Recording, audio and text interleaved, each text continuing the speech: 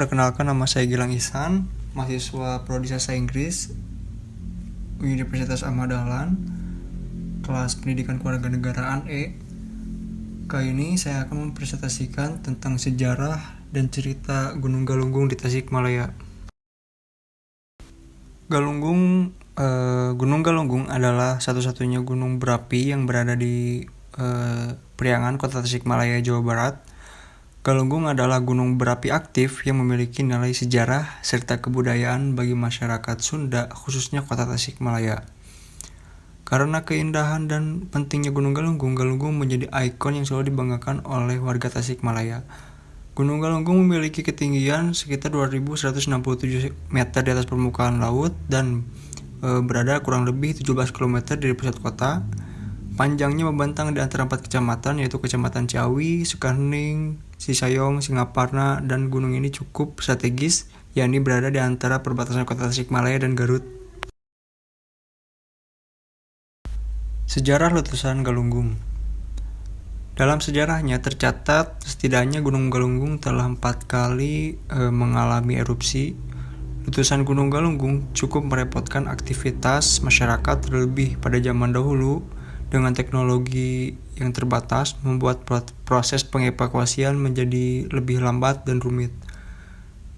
Letusan yang pertama terjadi pada tahun 1822, yang kedua terjadi pada tahun 1894, yang ketiga terjadi pada tahun 1918, dan yang terakhir, yang keempat, terjadi pada tahun 1982.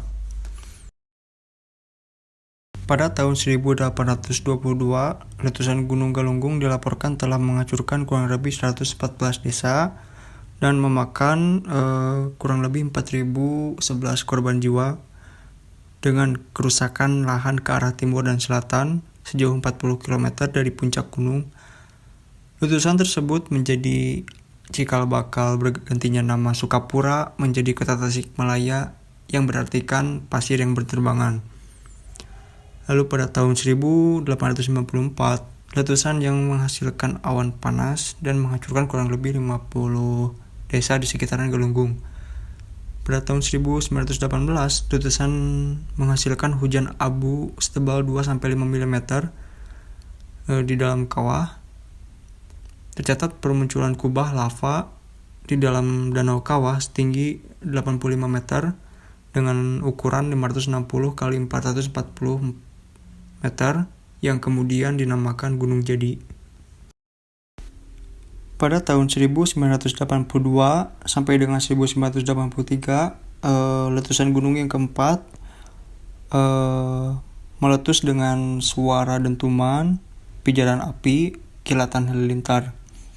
Kegiatan letusan berlangsung selama 9 bulan dan berakhir pada 8 Januari pada tahun 1983.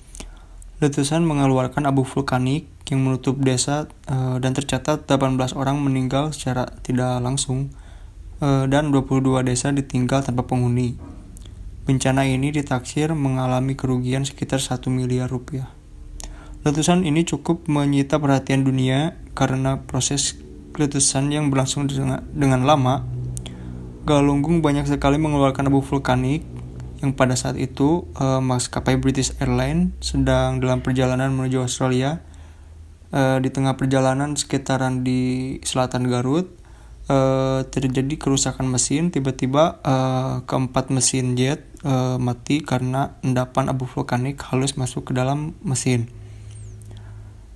Dengan intensitas letusan Gunung Galunggung yang cukup lama, setidaknya telah merusak lahan pertanian dan juga infrastruktur lainnya.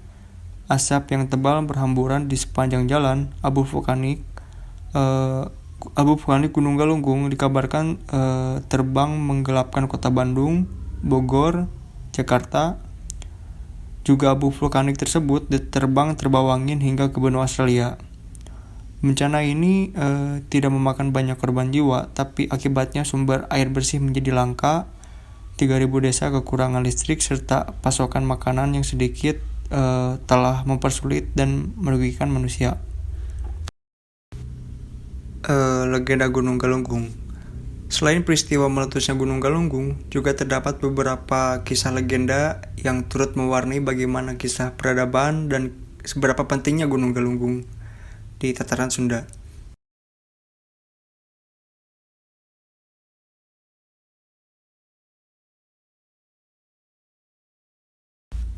Dikisahkan pada zaman dahulu, Puncak Galunggung adalah daratan tertinggi di tataran Sunda yang merupakan salah satu pusat spiritual kerajaan Sunda sebelum masa kerajaan Pajajaran.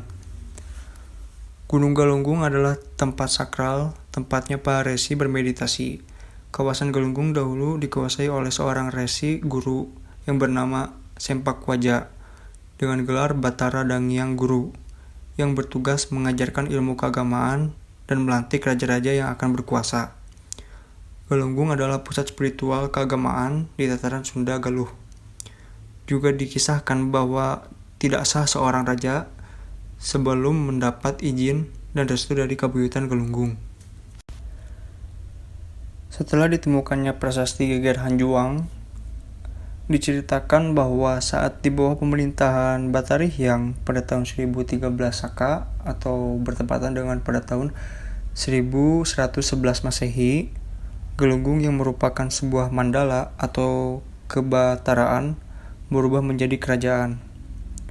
Di bawah penguasaan Batarihyang, Galunggung mengalami masa gemilang. Lalu kerajaan Galunggung memperkuat sistem pertahanan demi menjaga keberlangsungan aktivitas masyarakat yang damai, serta menjaga kesucian Galunggung sehingga raja yang berhasil melindunginya dipandang terhormat dan dibuktikan dengan petikan dari amanat Galunggung yang berbunyi, "Asing ia nu menangkeun kabuyutana Galunggung, ia sakit tapa, ia jaya perang, ia heubeul nyawana, ia bagiana drabya sakatiwatiwana, ia tasupagi ketinggalan Rama Resi, lamun miprangkeun na kabuyutana Galunggung, antuk na kabuyutana, awak urang na kabuyutan, nu leuwih diparaspade pahideung na Galunggung, jaga beunang na kabuyutan ku Jawa, ku Baluk, ku Cina, ku Lampung, ku sakalian, muliana kulit lasun di jarian, madan na Raja Putra, antuk na boning ku sakalai." Artinya siapapun yang dapat menguasai kabuyutan Galunggung, ia akan memperoleh kesaktian dalam tapanya, ia akan unggul perang, ia akan lama berjaya, ia akan mendapat kebahagiaan dan kekayaan secara turun-temurun.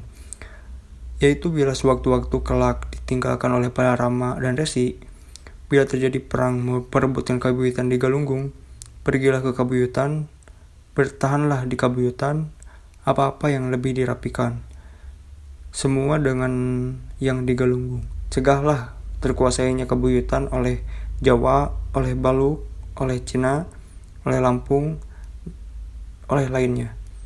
Lebih berharga kulit musang yang berada di tempat sampah daripada Raja Putra atau bila kabuyutan akhirnya jatuh ke tangan orang lain. Sistem pertahanan dengan cara membuat parit dilakukan oleh Batarihyang, dan itu adalah hal lumrah oleh bagaimana penguasaan kerajaan Tataran Sunda memperkuat pertahanannya. Terlepas ada atau tidaknya ancaman pada kerajaan, pembuatan parit parigi atau sebagai tanda adanya pemerintahan baru setelah penobatan raja dilakukan. Di bawah kepemimpinan Batarihyang membuktikan bahwa perempuan sekalipun mampu menjadi pemimpin dan menjaga rakyatnya agar tetap makmur. Terdapat beberapa naskah kuno yang mengajarkan kita untuk saling menghargai, rukun, dan menjaga alam. Semua amanat tersebut adalah pandangan maju masyarakat zaman dahulu agar bagaimana menjalankan keseharian dengan tertib dan tidak sembarangan. Dengan adanya kisah ini mengartikan bahwa keberadaan Gunung Galunggung adalah sebuah berkah bagi aktivitas kehidupan di tataran Sunda. Galunggung sebagai tempat spiritual telah mewariskan berbagai petuah yang akan bermanfaat bagi kehidupan manusia dan mengajarkan kita untuk setia pada bangsa dan tanah air kita. Mungkin cukup sekian dari saya. Maaf bila ada salah kata. Sampurasun.